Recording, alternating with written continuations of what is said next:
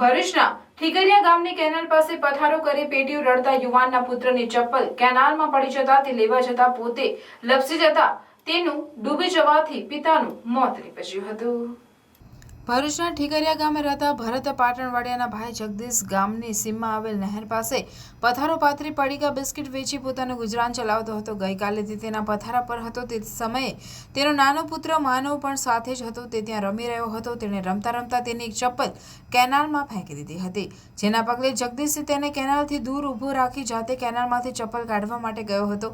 તે અરસામાં તેનો પગ લપસી જતા તે કેનાલના પાણીમાં ગરકાવ થઈ ગયો હતો, જેથી બુમરાણ થતા આસપાસના લોકો દોડી આવ્યા અને તેને બહાર કાઢવાનો પ્રયાસ કરે તે પહેલા તે ગરક થઈ ગયો હતો। બીજી તરફ ઘટના અંગે ભરૂચ પાલિકાના લાશ્કરોએ જાણ કરવામાં આવતા ટીમે સ્થળ પર દોડી આવી મોડી રાત સુધી તેને શોધવાની કવાયત હાથ ધરતા આખરે તેનો મૃતદેહ મળી આવ્યો હતો। બનાવ સંદર્ભે પારેજ પોલીસે કાયદેસરની કાર્યવાહી હાથ ધરી છે।